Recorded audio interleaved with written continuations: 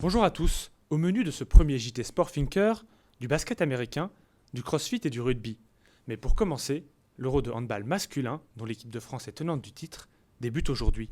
Les Bleus, également détenteurs des trophées mondial et olympiques, figurent dans le groupe de la Pologne, hôte de ce championnat d'Europe, de la Macédoine et de la Serbie.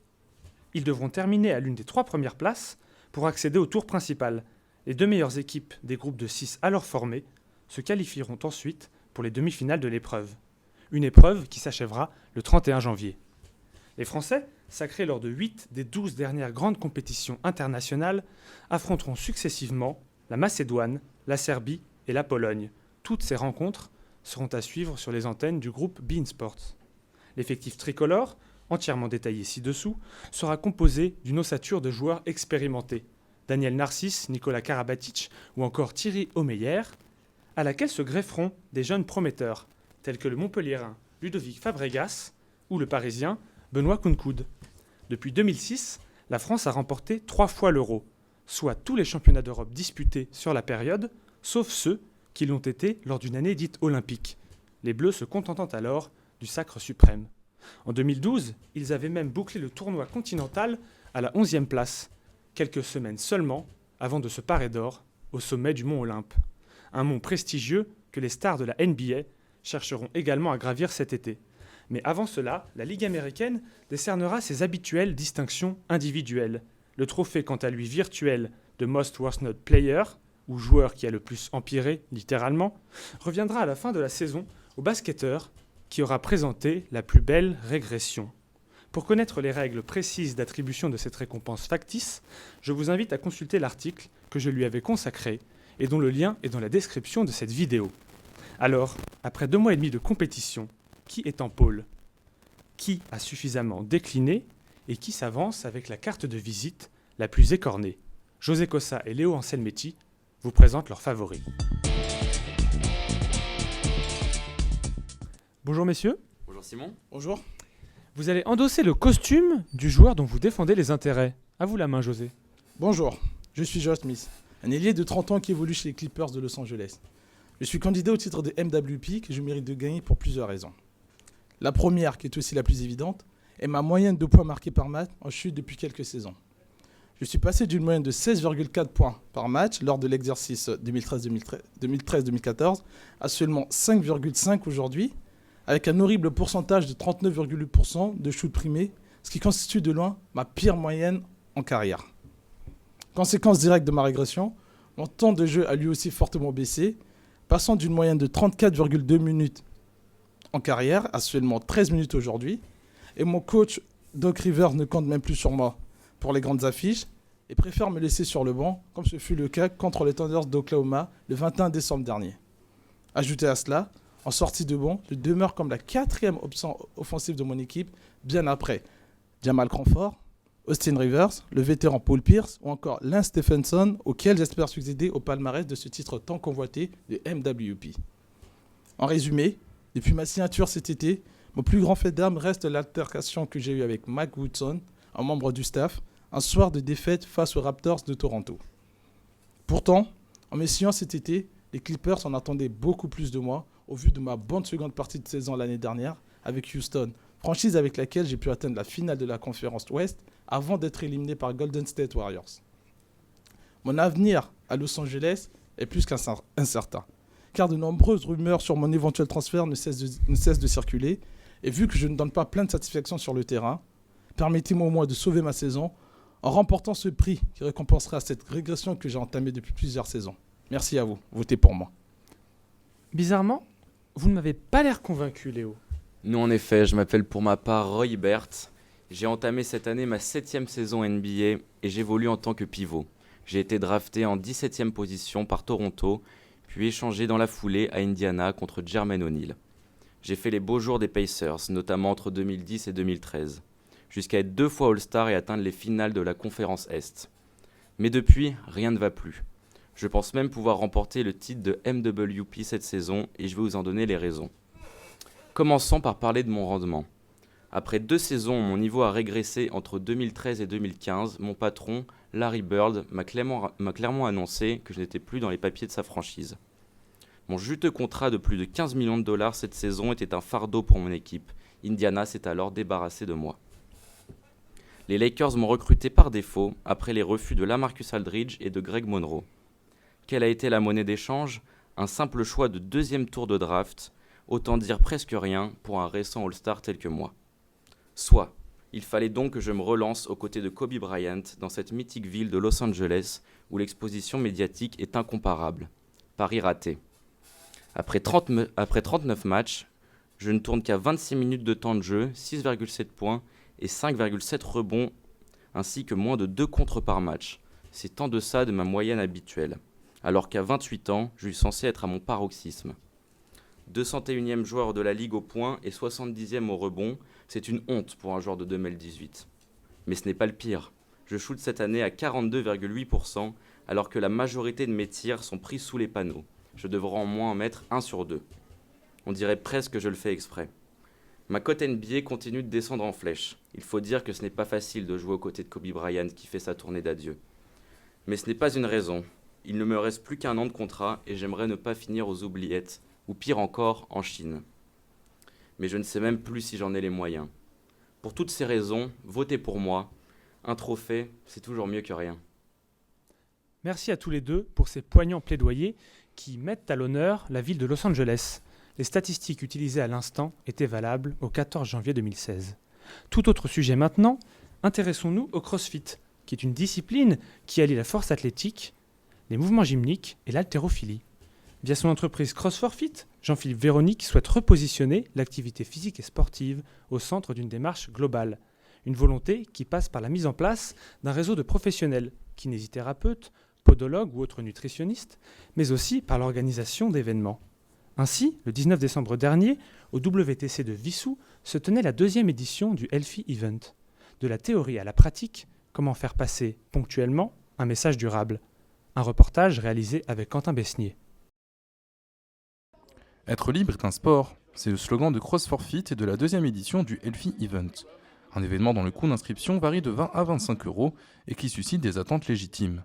Comme par exemple... Découvrir un peu qu'est-ce que ça peut nous apporter, quelles sont leurs définitions du sport, qu'est-ce qui peut être bon pour nous. Une définition qui passe par l'échange et le partage de connaissances pour Jennifer et Jean-Philippe Véronique. Au programme de la journée, 1 heure de CrossFit, 1 heure de conférence et enfin, un dernier temps d'interaction plus ludique où des lots seront attribués aux participants les plus attentifs. Place donc à la pratique sportive qui débute par un échauffement très rythmé.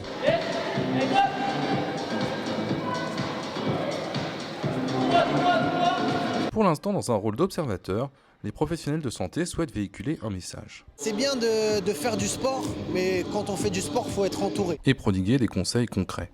On va allier à la fois tout ce qui est pratique sportive, donc ce que les gens peuvent faire chez eux, et aussi la prise de conscience côté santé, côté nutrition.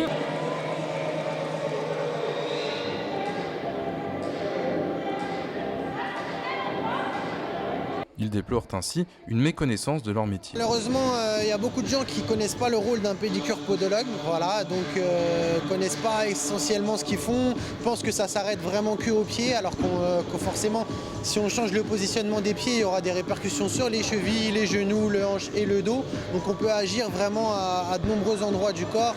Un constat auquel ils comptent bien remédier. Mon rôle, ça va être surtout de pouvoir donner des informations aux personnes, aux sportifs, et leur faire comprendre certaines choses, notamment le lien entre tout ce qui est problèmes digestifs avec les problèmes de dos, et justement leur donner des pistes pour éviter ces choses-là. Après avoir mis leur équilibre, leur force et leur endurance à l'épreuve, avec des exercices spécifiques utilisant pneus, cordes et ballons, les crossfitters se détendent maintenant avec quelques étirements. Moyen classique de terminer une séance de sport plus originale et une première partie qui s'achève dans la bonne humeur. 3, 2, 1, 2.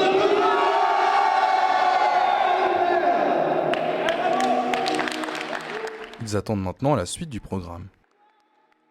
Le groupe est divisé en deux, donc un groupe de 10 personnes qui a une conférence sur les postures et les préventions avec un podologue, et une autre partie du groupe qui est une conférence avec une naturopathe et une ostéopathe qui est spécialisée sur les troubles digestifs. Et ils vont faire 30 minutes et après échange. L'occasion de poser des questions avant de devoir y répondre. Suivant, pourquoi dit-on que le sport sort les poubelles? Citation typée. Entre guillemets. Oui. Vous éliminez les déchets du corps. Je crois qu'on va l'accorder, on peut l'applaudir bien fort, ça permet d'éliminer les toxines. J'étais là quelque part pour structurer l'événement et puis pour amuser les gens, les ambiancer pendant l'effort. Le plus important, ça a été à ce moment-là pour les accompagner. Et puis également avec le DJ, on a mis une petite ambiance sonore pour justement, encore une fois, les encourager dans l'effort. Objectif, apprendre, mais aussi s'amuser. En quelle année Jean-Philippe est-il né? Les organisateurs tirent un premier bilan positif de l'événement. Nous deux sommes coach sportifs. On s'est attaché à rassembler des professionnels de santé avec Grégoire. Et Grégoire s'est occupé surtout de la logistique et notamment de logistique sur le terrain. C'est vraiment à une petite échelle permettre de sensibiliser les gens à adopter cette pratique. Et je pense qu'ils en sont conscients parce qu'il y en a beaucoup qui demandent les cartes des professionnels de santé, qui ont été très curieux avec les professionnels, qui ont posé pas mal de questions. Et donc je pense que ça va les encourager par la suite à adopter ces comportements-là. Globalement, les participants semblent également satisfaits.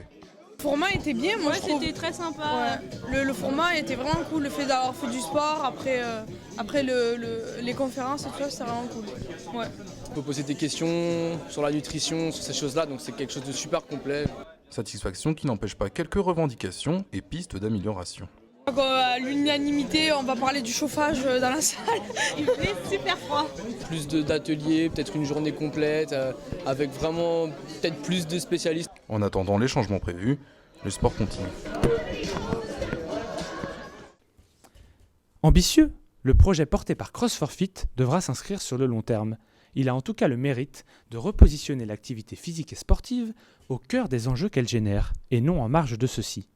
Pour terminer, la 5e journée de l'European Rugby Champions Cup se dispute ce week-end et le Stade Toulousain est déjà hors course, à moins d'un improbable concours de circonstances.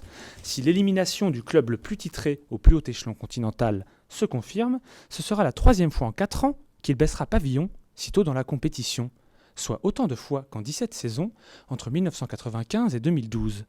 Le 20 décembre dernier, c'est une défaite à domicile face à l'Ulster sur le score de 25-23 qui a sonné le glas des ambitions des Toulousains. Analyse des 3 essais qu'ils ont encaissés lors de ce revers. À la demi-heure de jeu, le Stade Toulousain est mené de 3 points et subit la pression de l'Ulster. Les Irlandais vont accroître leur avance. Ils déploient d'abord leur jeu, même sens, ici par un déplacement latéral de la droite vers la gauche. Face à cela, pour éviter un tel résultat, ce sont 2 joueurs dits en retard qui doivent alimenter le premier rideau. De plus, de part et d'autre d'un point de fixation, les plaqueurs potentiels doivent se resserrer à distance de bras. En l'occurrence, la défense toulousaine a ici manqué de lucidité en 2 points. Premièrement, Census Johnston est bien trop loin de Maestri, à près de 10 mètres de lui. Ensuite, ce même Maestri, 3e joueur en retard, passe de l'autre côté du ruck inutilement. Cette double erreur d'appréciation ouvre une brèche béante au demi de mêlée de l'Ulster, Juan Pinard, qui s'y engouffre et marque. Début du deuxième mi-temps, la province irlandaise bénéficie d'une mêlée dans le camp adverse. Derrière une 89, Pinard serre Marshall et sollicite une redoublée. Aucun décalage n'est créé, les Toulousains contrôlent leur vis-à-vis épaule intérieure. Seulement, Ficou, sur les talons, est piégé par le leurre du relayeur sud-africain. La combinaison fonctionne et la course rentrante de Stuart McCloskey, tranchante, est imparable. Dans la continuité, le désordre est total côté toulousain. Le ballon est rapidement éjecté par Pinard pour l'un de ses 2 coéquipiers esselé dans les 15 mètres. Du Sautoir et Doussin tente en vain de revenir. La passe sur un pas d'Alan O'Connor, 2e ligne, permet à Trimble de marquer. Sur cette action, la défense française n'est pas impériale, mais ce sont surtout les excellents choix de l'Ulster qui sont à souligner. Enfin, alors que le Stade est revenu sur les talons de son brillant opposant du jour, il va craquer. Van der Merwe, habile numéro 4, sert Marshall d'une remise intérieure très propre. Les secondes lattes de l'Ulster rivalisent décidément de dextérité. Mais les Toulousains, encore une fois, ne communiquent pas assez. Ici, Camara prend la responsabilité de se charger du futur porteur du ballon, alors que Tolofua pourrait le faire, mais ne bronche pas. Il monte donc en diagonale, plus véloce que Müller, il ouvre un intervalle. Marshall y pénètre et l'Ulster s'impose finalement 25-23 en terre hexagonale. Toulouse voit s'envoler ses espoirs de titre européen. Notons qu'après cet échec préoccupant, le Stade Toulousain a relevé la tête en s'emparant de celle du top 14 grâce à une victoire probante 31-8 face au RC Toulon. Aujourd'hui, les joueurs du club de la Ville Rose occupent la 3e place du championnat. Merci à tous d'avoir suivi cette première édition du JT Sportfinker et à très bientôt.